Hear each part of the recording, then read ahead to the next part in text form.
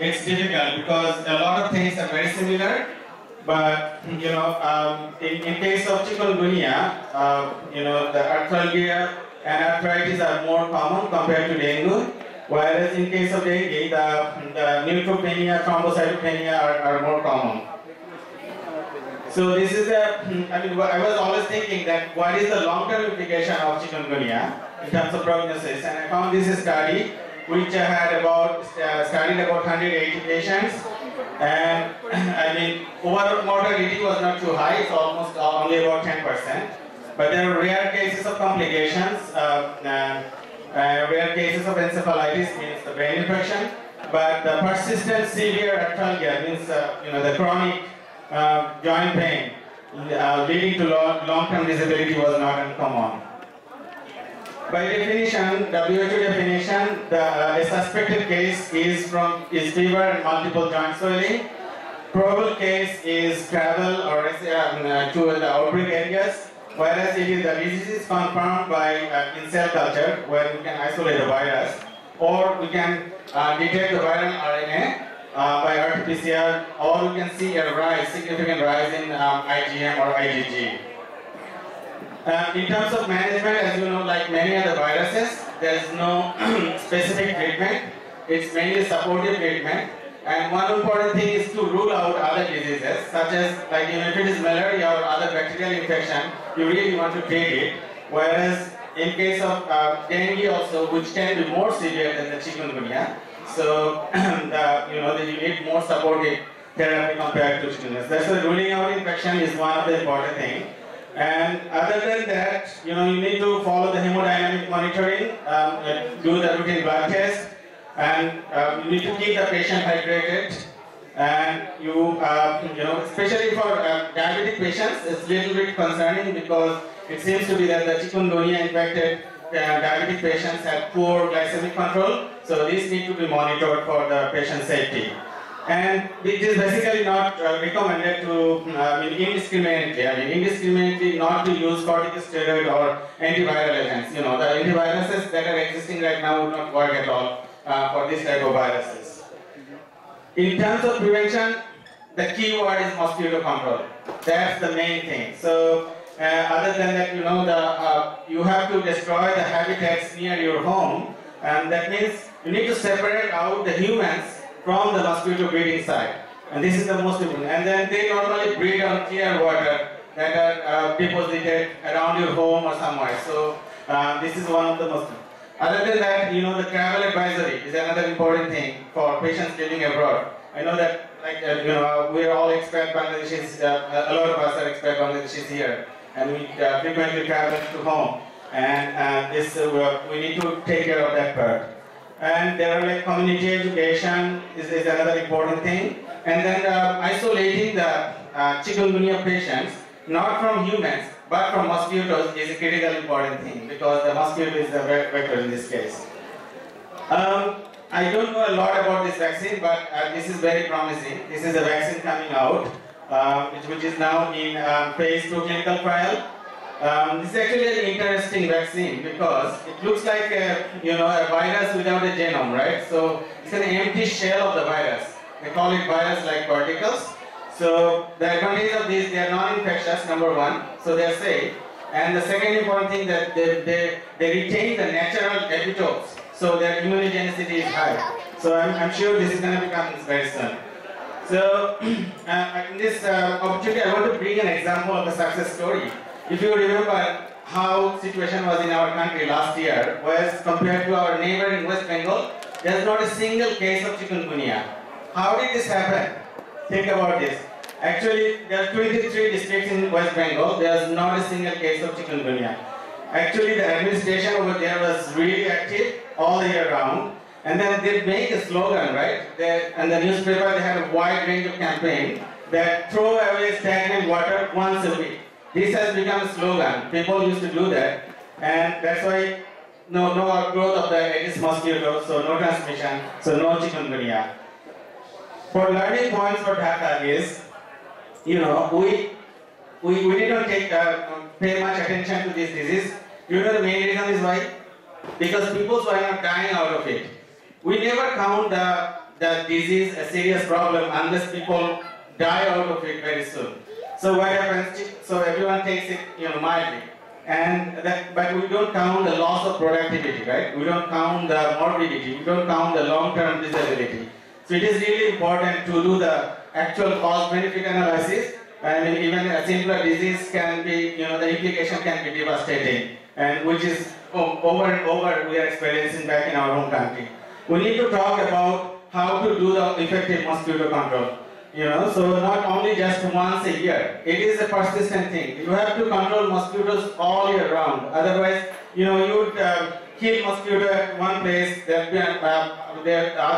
come from the other places. So you'll never succeed by partially controlling the mosquito.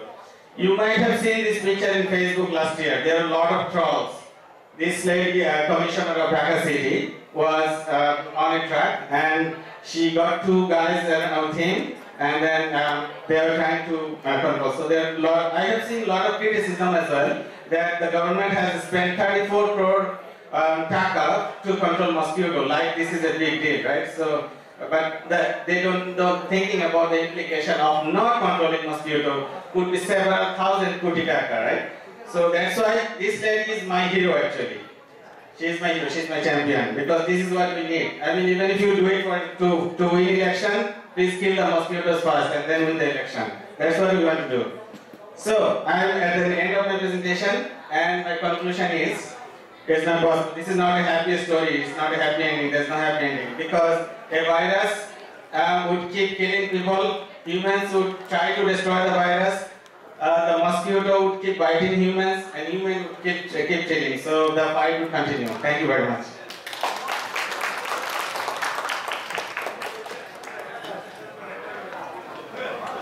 Thank you, Dr. Rubasan, for presenting a nice talk. So, Professor of Molecular Biosciences in the University of Texas at Austin, and his area of specialization is plant biology. Here I am inviting Dr. Renal to present his talk.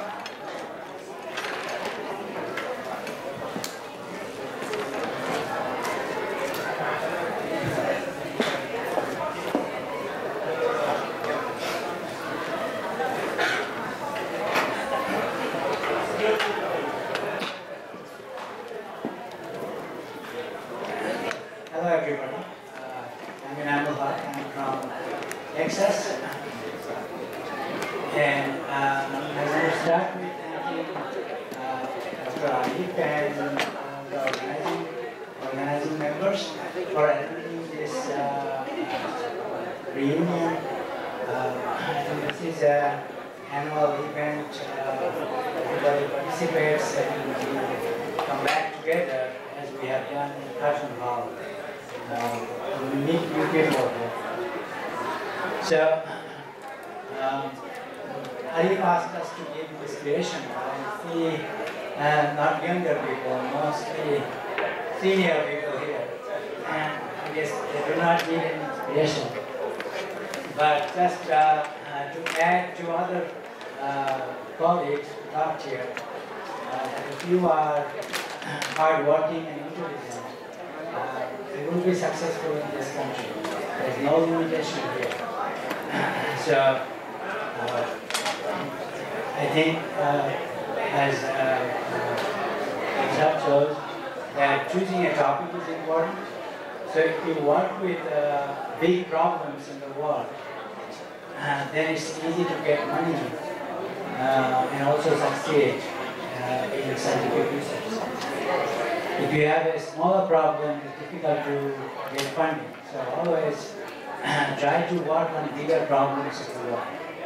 And if you think there are not that many, that's not true. There are lots of big problems, and in fact increasing day by day instead of solving. So there are lots of big problems you can solve. So, like all of you, I graduated from Biochemistry department. I was inspired by all our teachers. Some of them are here, Kamals are here. When we just started in Biochemistry department. But back then, Biochemistry, as you have seen here, people think, not everybody, that it's more focused on animal science. But I work on plants, and plants do have biochemistry. So I work on light signaling in plants. I'm at the university here. There's a.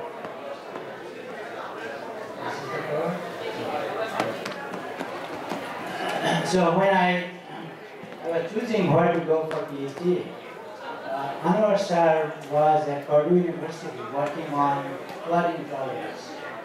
And he came back to our department and gave a talk on how to make flood intolerant plants.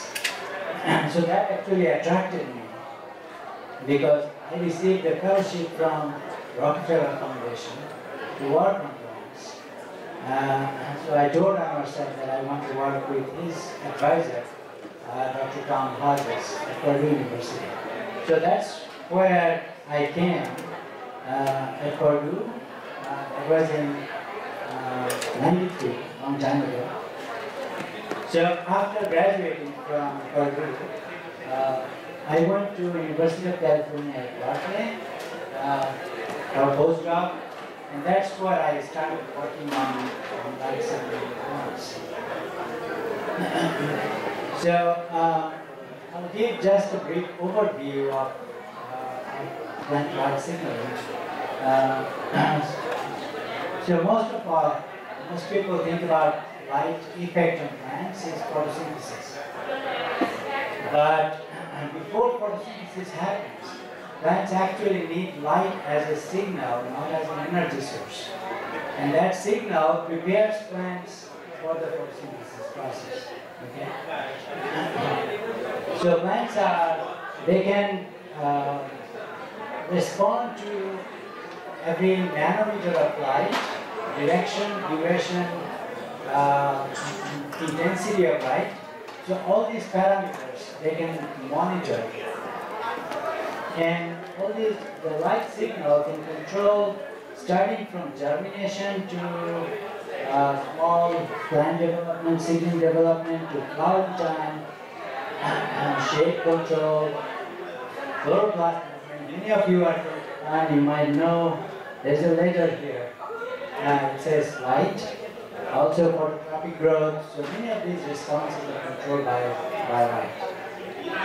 And the way they control is by having a set of receptors, photoreceptors in glands. And these photoreceptors, they can track different nanometers of light. So there are UVR8 or UVB light perception receptor. Phototropics and cryptochromes, they can sense UVA, blue light, phytochromes, the receptor we work with, they perceive red color. So these are about 660, 730 nanometer range.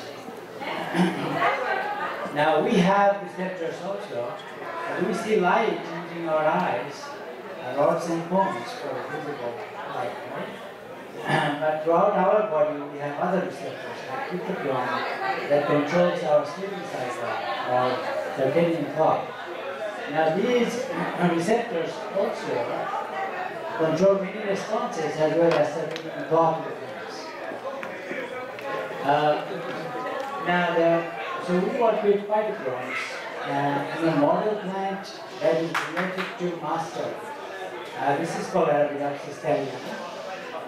And in these plants there are 5 photoreceptors, phytochromes, 5 phytochromes. And these phytochromes are their dimeric protein and their color protein. Phytochrome, the name came from plant color. And in fact, in 1959, scientists followed this color to purify the protein. And they predicted that now we have purified the protein, so we can figure out what the protein does. And we're still working on it. We don't know exactly what it does.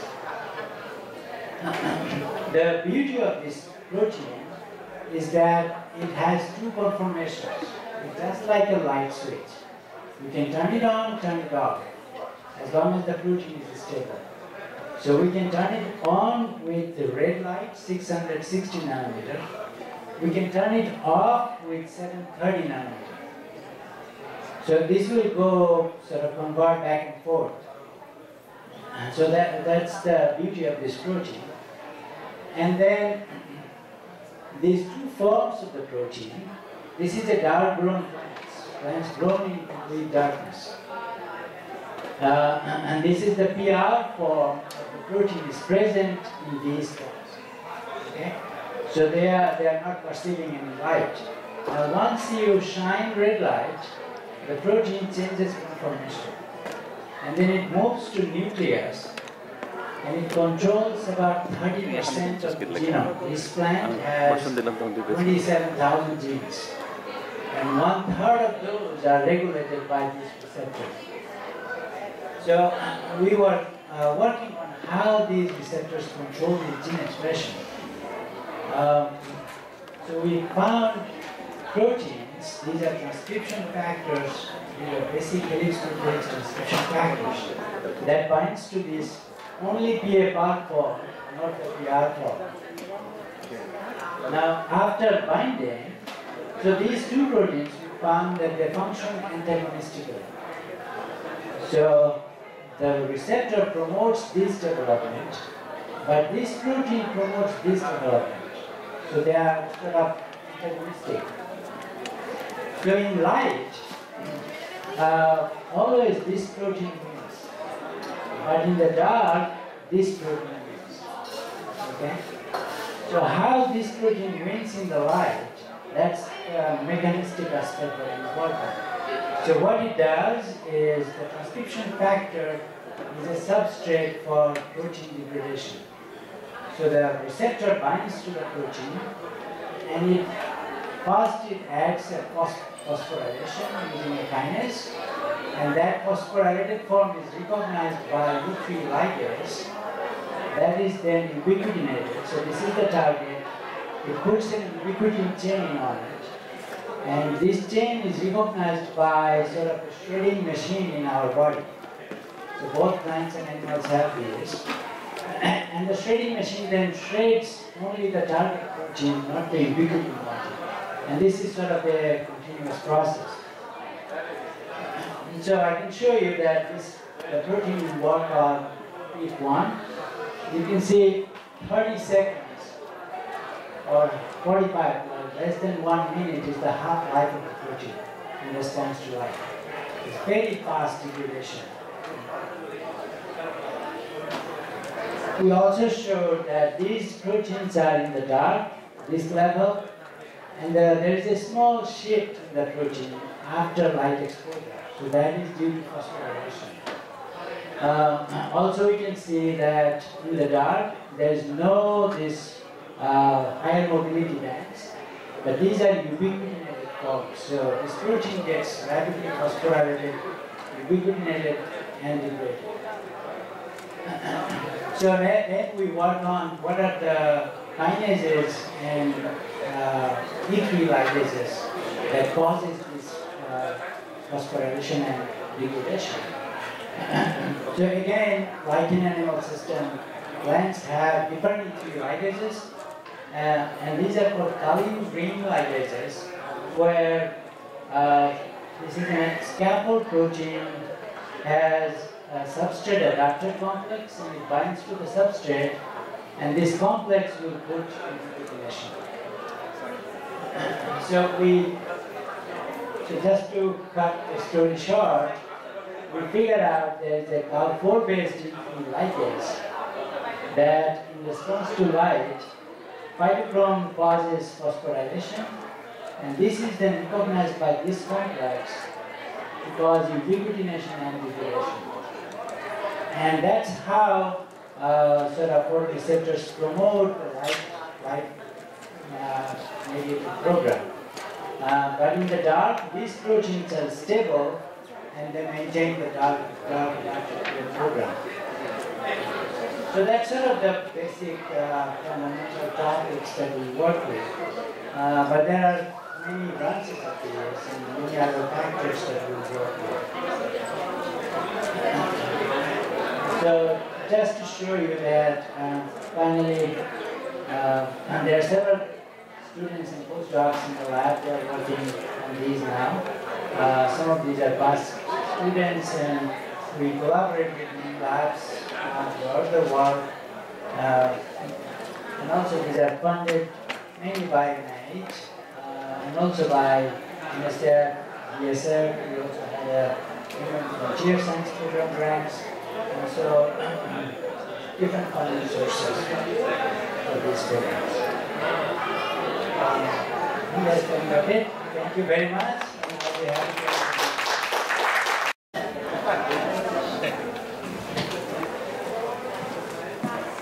Thank you, Dr. Anamulha. It was a nice talk. So we move to the final speaker of the session. Our final speaker is Dr. Mohammad Shaukat Anwar, who is a distinguished professor and Associate Dean for Research at Cummings School of Veterinary Medicine in Tufts University. I'd like to invite Shaukat Anwar, sir.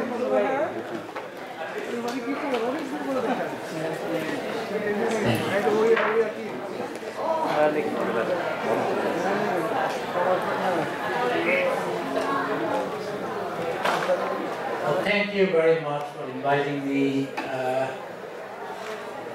for this talk. Let me give you a background. I'm probably the oldest biochemist in the group. I'm guessing, maybe not. No, okay, so I am not the oldest person. Yeah? You're the second. Second one, okay. So when Arif sent me this direction of what the topic of presentation should be, it was to talk about obviously my research and then my life as a biochemist in terms of what I have learned and not, and then some advice for the new biochemist. And he also told me, okay, you have 12 minutes to do it. So I thought, okay, before coming here, I thought I could be the oldest person. So if I talk longer, nobody will say anything. But then I said, as an older person, I couldn't set a bad example like that. So I should really stay within the limit of the time, okay? So because of that, what I did is, I titled my talk as a Journey of a Dhaka University Biochemist. I'm going to go through this journey, and many of you probably have read this piece from Rabindranath Tagore, who said that life is a journey. You will start someplace. You are going probably a place you don't know where you are going, but the main thing is on the way there, you get to know people who walk with you for a while, and then they get off, go to a different way, and down the road you meet some of them again. So that's life. So I'm going to try with this and tell you the journey, my journey as a Dhaka University biochemist.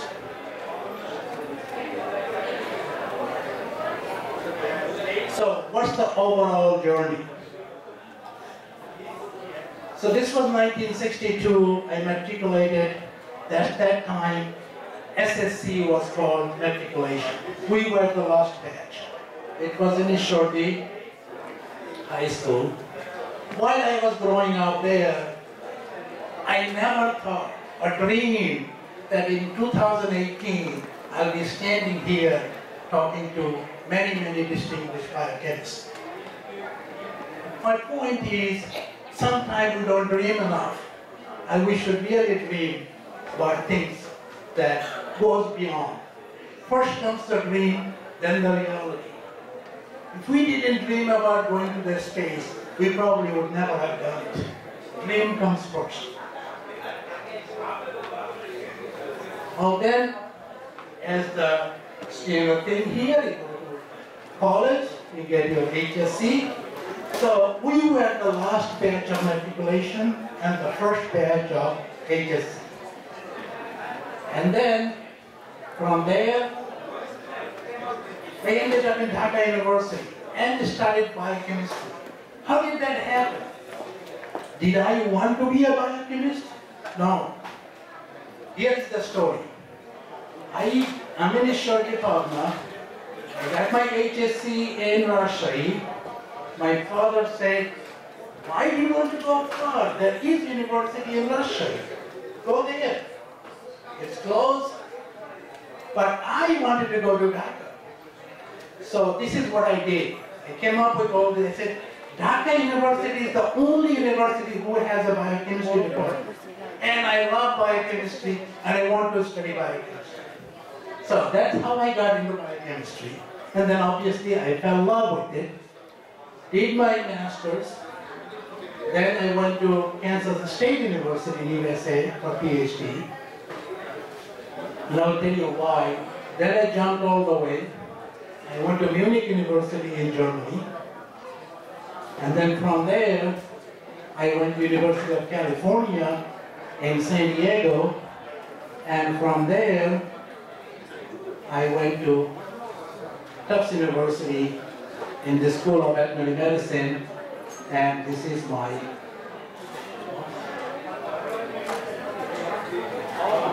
current position. So what I do is, let's take the journey with me. Since I'm getting in a position, at an age where I remember old things more than the newer things. So what I will do is I try to reminisce with you some of my time at Dhaka University, and then we'll give you a brief things that I have done since then. So let's just start with Dhaka University. By the way, when I was leaving from Dhaka University for my PhD, Professor Kamaluddin Ahmed told me that, remember, these 4 years that you have been at the university will be the best time you ever had. I didn't believe it at that time, but it is true. That's the most carefree time you have when you are learning. Basically no obligation, that's the best time. So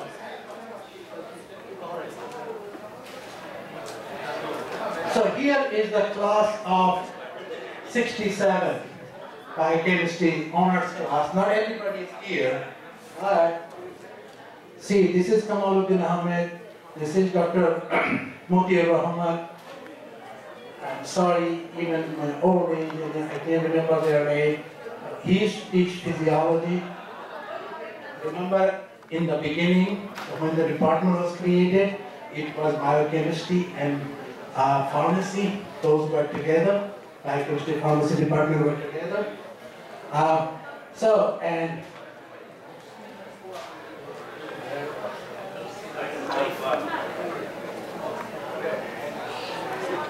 Okay.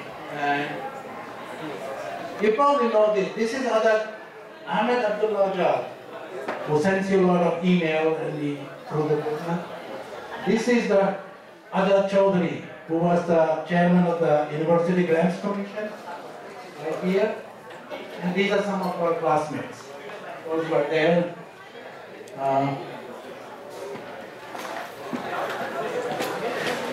So very good, quickly.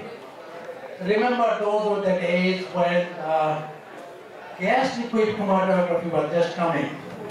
And one of our projects was to make one.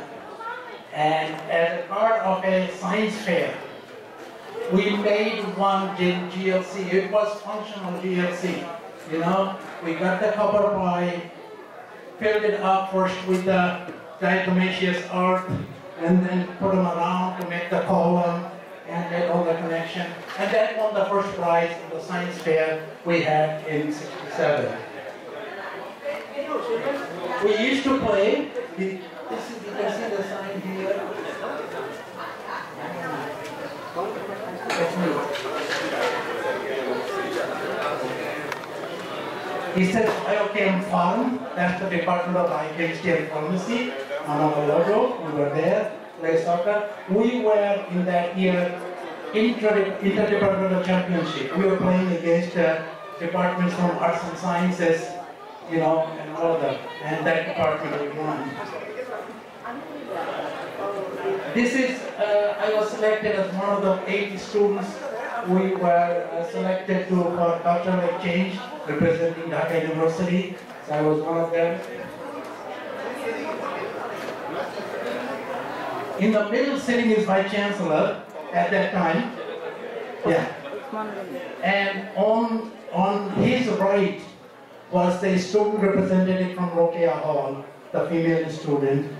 On the left was what do you call that? Not the provost. Who is in charge of the residential hall? Yeah. Was for the Rokia Hall at that time, Rokia Hall provost. Okay. This is one picture. I got to give you an introduction. The science faculty was always a very conservative faculty, in the sense that they wouldn't make any political statement. It was the student who did the politics, but the teachers were in the back.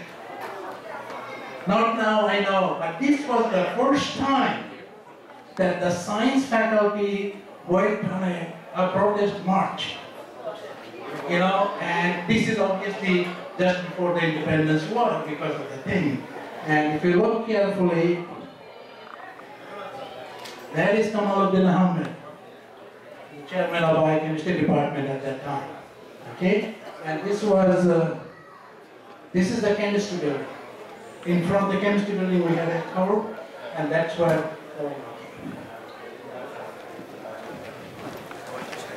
So what did I do in Dhaka University this time? Very simple. I got my Bachelor of Science or the honors, which to call them at that time, 1967, 1968. I got the Master of Science degree. I was working under Professor Kamaluddin Ahmed, and I said it jokingly, chasing Vibrio cholera toxin. My job was to isolate the toxin. We got picked by people somewhere else. But anyway, the main thing was, that's the time when Mustafizur Rahman, Mustafiz Bhai was 1 year senior to me, helped me a lot in many of the techniques. And here is a picture of him with me in 2005. I told Arif, as you know, he passed away recently, and I'd like to set up, with your help if possible, some kind of a memorial lecture in honor of Dr. Mustafiz Rahman. He was probably teachers of many of you when you were there. So we'll talk about it and think about it. In 1969, after a master's degree, I was appointed as a lecturer in the department. And then I got the Fulbright scholarship to go to USA in 1969. Kansas State University is where I was. So you do the usual coursework. For my PhD, there was one thing that program had, that you had to have a rotation in 2 different labs, unrelated to your PhD work. And that I found was very helpful for me in expanding my knowledge in other areas, learning other techniques. So if you have that opportunity, do take that opportunity to learn something beyond your field. Because very often once you are working in your field, you have a tunnel vision of the field. And then you go to a seminar, go to someone else, and they talk about something else. Like we did today. Look at all the speakers, all the different topics they have covered. And that really enriches, and then you can go back and say, oh, maybe I can try that. You know, maybe that technique will be good to solve some of my questions that I'm trying to answer. That's very important, rotations. Then PhD, my PhD was built in pharmacokinetics. My lab rotation was enzyme kinetics and glucose metabolism, not a problem. And with each one of those, I have publications from it. So. And then I did 1 year postdoctoral fellow. Folks, this is the time to publish. You did the work, and make sure during your postdoctoral phase, you have published all of your graduate work, if possible. If you didn't do that, you are not going to have time to do it, and the data in your drawer is not going to get better. Okay? You need to publish that. It's very important. These days, if you want to survive and continue to get grants, publication is very important. Pay attention to that. And I said also, teach. Think about getting some teaching experience. Giving a lecture to a group like that and teaching a concept to a class full of undergraduates or new graduates, it are different things. Learn how to teach. Why I'm emphasizing that? I served as a chair and I also served as a dean, associate dean for research. When we are hiring people, very often we are hiring people for the research work. But in the back of our mind, we're thinking, what happens if the research funding doesn't come through for this person? How can we use the person in our system? And the hard money position is in teaching. That's where university has the money. So if there's a quick way to convert somebody from a research to teaching, that's what we want. Because we don't want to waste the time of go and find another person. If we have a person doing research and also teach, it makes it a lot easier to move them there and justify the funding situation. So keep that in mind. Take every opportunity to do some teaching. It's very important for you. And then I went to Germany. By the way, when I was a postdoctoral fellow, I had the opportunity to teach a regular course, a section of regular course in veterinary medicine. That was very helpful for me to organize, a section which was neurophysiology to veterinary students. So here we are in Germany. This is called the Fakultät der Tiermedizin, Maximilian-Universität München. By the way, why did I go to Munich? I was on a Fulbright scholarship. If you come on a Fulbright scholarship, you are on J visa. If you're on a J visa, after you have completed the study, you have to go back to your home country. You have to leave the United States for 2 years. Look at the time, 1974. I went to Bangladesh. I talked to Kamaluddin Ahmed and said, can I come back? So Dr. Kamaluddin Ahmed said, sure, come back, we'll find something for you. He didn't tell me you will have a position here. I knew I could find it, but then we had a lot of loss during the war. The whole country, all our property devastated. 3 of my brothers died. So, it was difficult. So I said, okay, I'm not going to go to Bangladesh, but I have to leave the United States. I ended up in Germany. What did I do there? I had research grant from the Deutsche Forschungsgemeinschaft, which is equivalent to German NIH. And I was working on characterization of sodium chlorofolate co-transport system, bile formation. Basically, my studies were mechanism of bile formation. And the reason we need to know this simplest example is jaundice is a problem of bile formation when you get jaundice. So at that time, I also taught to the first year students there. My degree was Dr. Batman Habil. I abbreviated DMBH. So this is the time I got married, and my first child was born there. So glad my wife is here. Okay. So if you ever want to talk to her, in 1980, then I moved back to the United States as a permanent resident. Okay? So this is a research assistant professor at UCSD. So this is where my research started, mechanism of bile formation over spaces. I taught in physiology lab to undergraduate. Remember, I'm emphasizing this, that every time I research also had teaching component to it, which in my mind was helpful. I got my first NIH R01 in 1982. I like with mental support for safety. My second child was born. We have two children, a son and a daughter. My daughter was born here in San Diego. Mentor support. Somebody mentioned about choosing mentor for postdoctoral fellowship.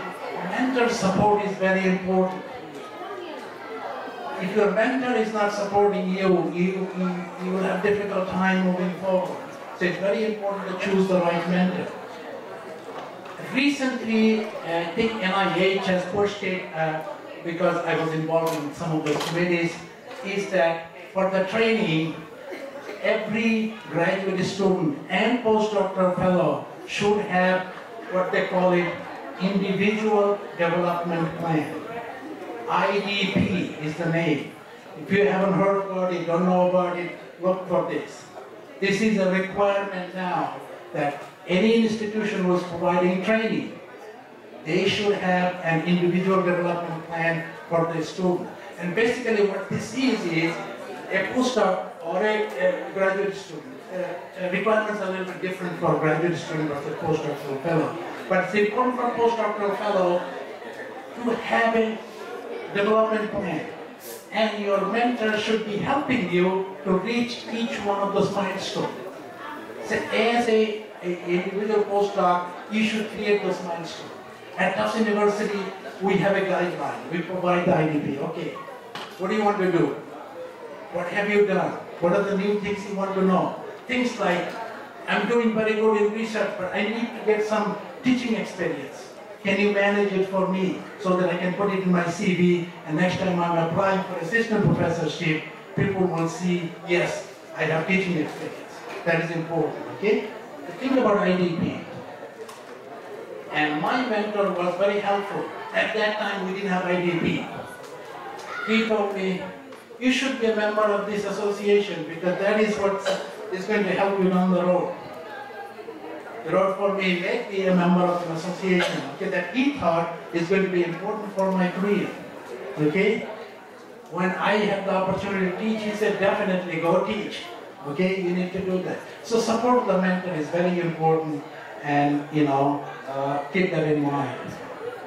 1983, that's when I moved to Tufts University. Here is the Cummings School of Veterinary Medicine.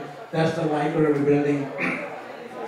This is where I established my own lab the first time, and to study the mechanism of bile formation cholestasis. I was hired to teach veterinary pharmacology, so that I did that. And then I was lucky to have NIH grants from 1983 to 2016 when I gave up my lab, and I still have a NIH T35 training grant for training people.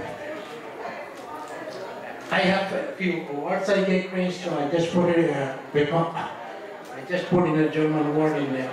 I received few awards during the process while I was at veterinary school. So what is my scientific contribution? I show you one slide with my scientific contribution to the field. Okay? So what I was looking at is regulation of hepatobiliary transporters that are involved in the formation of bile.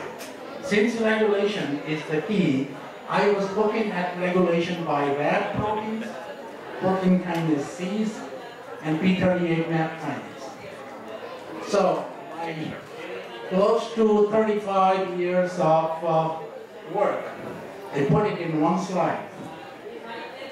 And this is what I found. Not going to go through there, but what it does, it shows you the role of each one of the signaling molecules in the process of a transporter moving into the membrane and the transporter moving out of the membrane. Okay? So when I was studying this, this transporter, NTCP, okay, transport bile acid from blood into the liver, big deal. Okay? Good. If you didn't do it, you'll get a high level of bile acid and cause itching and things like that.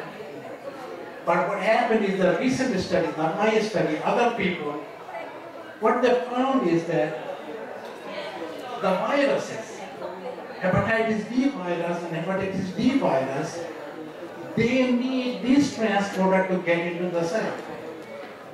And now the transporter gets a lot of mileage in terms of understanding, so how can we manipulate this transporter so that the virus cannot get into the cell? It's not my work, somebody will do it, and hopefully it will lead to something in the future. So what am I doing now? I have 2 projects. I've been trying to spend a lot of my time as much as I can to do something for the country I came from. So I have some Bangladesh projects going on. We have one project, it's called OIE, which is actually World Organization for Animal Health. And they have given us a grant to help improve Bangladesh veterinary education. And we are doing this in collaboration with Chittagong Veterinary and Animal Sciences University. So this is like, we are having a session of problem-based learning. And our professor, I forgot his name, who talked about the disease movement from virus to mosquito. This here? What's the name? Dubai, huh? Yeah. And this is what you do, in problem-based learning. You take the problem and then try to solve it. It starts with the various things, like you were saying, a patient came in with a high fever, these, and these, and you work it through. And in the process, you learn everything about that disease.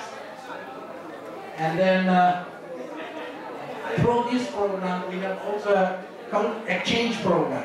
Every year, 40 students from this university will come and visit Comics School and know the clinical facilities we use. Mostly, these are the final year students from there, and they'll come. And this is when they make a presentation. The other project we're working on is FAO, Food and Agriculture University Bangladesh, which is disease control and prevention training. That means, again, they train the veterinarians so that they are better able to help with the control and prevention of diseases, especially zoonotic diseases that go from animal to human. And this is the graduation. We were training some faculty. That was the last session. They're showing their certificate that they graduated from the course. So I have been doing research from 1969 when I started my master thesis and until now. So that's close to 50 years. What did I learn? So I'm going to share with my overall what I learned with you. So that's why the title, Lessons Learned. So let's see what I learned. So this is what I say. To have a successful scientific career, one needs support. Whose support? Support from your family, need support from your mentor, you need support from your peers because they are the competitor. So when there is a healthy competition, you win. Okay? So you need that peer competition and you learn from your students. Like, how am I doing with time? The reason I say the student is I learned it firsthand. because the students are most naive and they will ask you the most naive questions. And when they ask the question, that's when you realize you never thought that and you really don't have an answer. Never give them the wrong answer. Tell them, okay, I don't know the answer, I'll find it. I'll give you an example. I was teaching in Germany, and the German veterinary school, the students come based on their grade level, whether they have science background or not. So in a class, you will see students who are very good in arts and science, arts, but do not know the symbol for hydrochloric acid, for example. And you have other, they have organic chemistry already. So that's anyway. So I was teaching sodium potassium ATPase. What it does. I thought it's simple. I'll tell them, you pump sodium out, potassium in, and you're good to go. That's why you maintain your potassium gradient, electric activity, so on and so forth. That wasn't enough for this student from arts and sciences. See, the arts people, they think differently, which is good. You need to get contact with them. They think differently. So the question is, why do we have it this way? Why is not the other way around? Very valid question. Yeah. Why are we pumping sodium out and potassium in? Why not do the other way around? Okay, luckily I was good. I knew that answer. Because all life started in the ocean. Ocean had high sodium concentration in the water, so the cells were getting bombarded with sodium coming into the cell. They need to find a way to get the sodium out. You cannot take one cation out because it's going to mess up the electroneutrality, so you got to put another cation in. So she kind of bought that. Then she said, why do we have high sodium in the ocean? I tried to explain, all right, all this water coming in, evaporation, sodium came in, but she wouldn't give it up. It was a she. Why there's more sodium in the ocean water than potassium? I was stumped. I couldn't do anything. I said, okay, I don't know the answer. I'll try to find it. So I went back. Now you guys remember your chemistry? From way back, remember we learned all alkali metals are soluble in water? Remember that? In the, the HSC in chemistry, those rules. We looked at the periodic table. I said, okay, this is the alkali metals, they're all soluble in water. Guess what? Sodium and potassium belong to the alkali metal series. Okay? And not only that, it turns out, and I found the information in an old inorganic chemistry book written by a German. I was in Germany, I happened to have that book handy, and I found the answer. Now, we also learned that there are 2 or 3 potassium salts that are not soluble in water in that series. So this is what happened. When the ice was melting and it was bringing the topsoil, dissolving the chemicals in the topsoil and then moving it down to the ocean. First of all, it couldn't bring all the potassium salt with it because some of the salts were not soluble. Then when you got to ocean, whatever potassium salt came starts settling down and precipitating. Then over the millions of years, we have an ocean with high sodium, low potassium. And the life has to start with that environment, have to come up with a way to get rid of sodium, and in exchange they ended up having potassium. If you go at the bottom of the ocean, it's around the other way around. There are more potassium. My point, if the student never asked me that question, I would never have gone back to the book and tried to find out this answer. So that's what I'm saying. It's a long way of saying how we learn from the students, but please, let them ask questions. That's when you start learning, in my mind. So family is important, and I have a picture of my family here, just to show you. My wife and 2 children. This is a little older picture. we look a little younger, and I wanted to make sure my wife was okay showing this picture, although I didn't tell her ahead of time, so okay. Support of the family is very important. You don't really recognize that. It's very important. You bring your family as much as possible, the daily challenges you face. I'm not very good at that, and I'm just realizing after 50 years of doing this. So, okay, if you can do it early, do it. It's very important. The other thing I said about your students, make sure you spend the time talking to them in the lab, learn from them what the problems they are having and things like that. Now I'm going to give you some very general advice that I think are important. Lessons learned. It is not who you are, it is who you know. Very important. Think about it. Message, get to know people. When you go to meetings, get to know your competitor or peers or other people.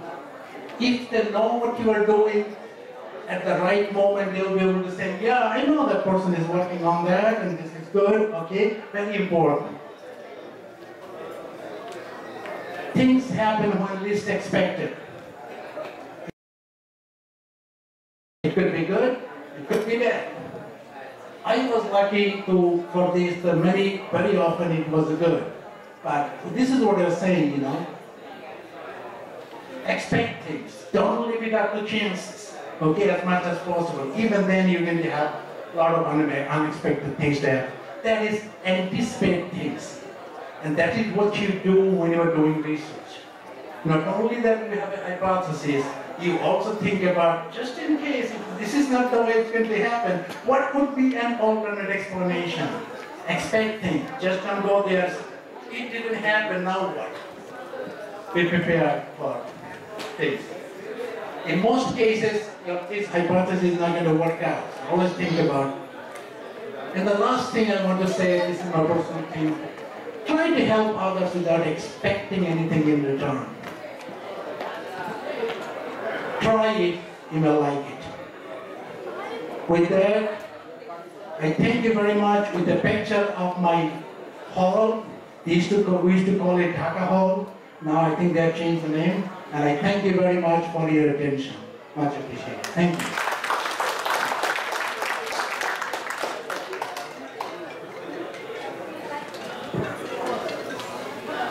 Thank you, Dr. Shokatanon, sir.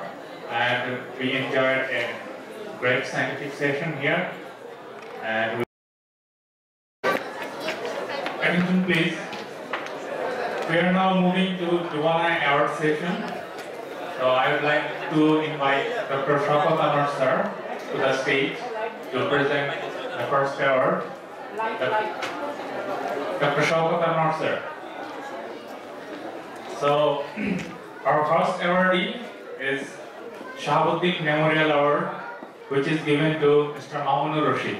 Please, Mr. Mamun, come to the stage. Shahabuddin Memorial Award is given to Mr. Mamunur Rashid by Dr. Shokatanon, sir. Give a big hand for Mamun.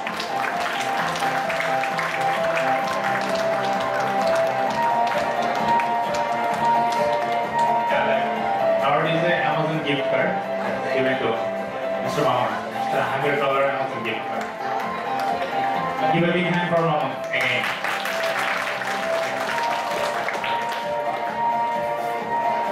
Our next award we will give for the abstract submitted awardees, and I would like to invite Dr.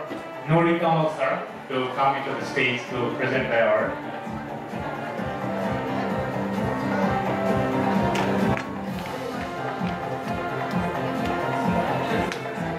Okay, I will call the name sequentially. Our first awardee is Mr. M.A.G. Rabbani.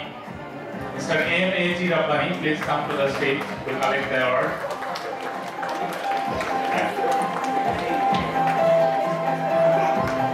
The award is a $50 Amazon gift card given to Mr. M.A.G. Rabbani. Give a big hand for Mr. M.A.G. Rabbani. Okay. Our next awardee is Miss Fahmina Ahmed.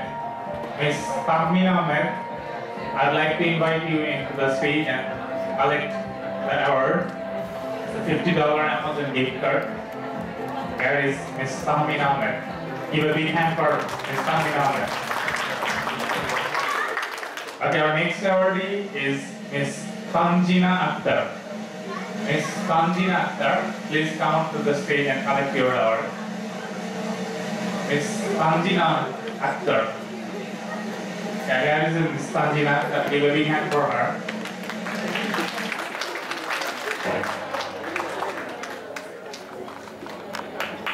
Okay, I'd like to invite Dr. Faisal Khan, Faisal Bhai, to come into the stage to give the remaining awards. Big hand for Faisal Bhai. Our next awardee is Mr. Mohammad Farooq Hussain. Mr. Mohammad Farooq Hussain, I invite you to come into the stage and collect the award.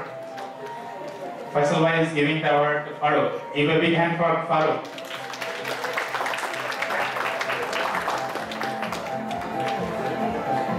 Okay, our next awardee is Mr. Muhammad Mahbubur Rahman.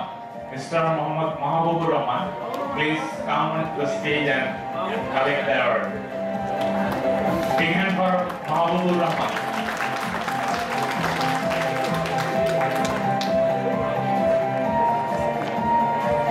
Yeah, thank you very much. Our next awardee is Miss Marjia Afrin. Miss Marjia Afrin, please come into the stage and collect your award. Faisal Bhai is giving the award to Miss Marjia Afrin. Give a big hand for Marjia.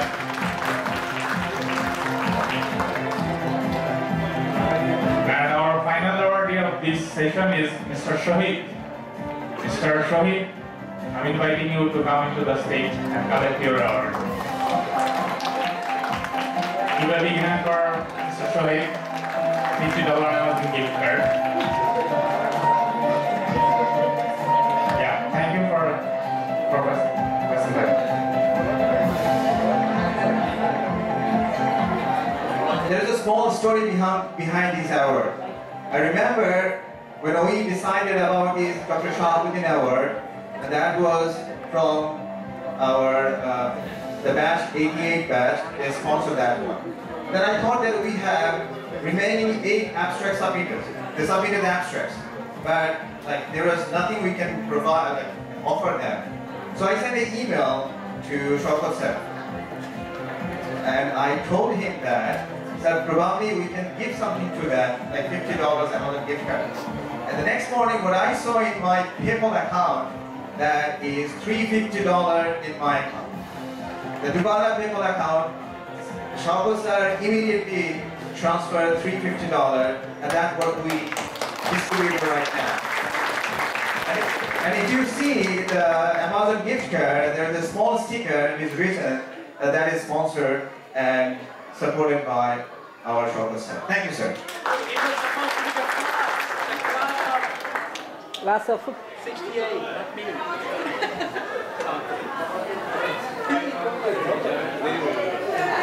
Okay, we are moving to our next award. Our next award is DUBANA Appreciation Award. And to give this award, I would like to invite Dr. Islam to the stage, please.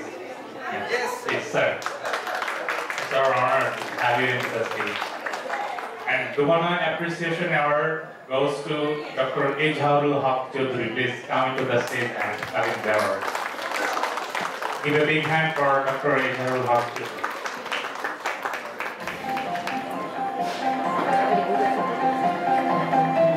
I would like to mention that Dr. Ejharul Haq Chaudhary came from Malaysia to join this meeting, and we are really honored to have you in this meeting.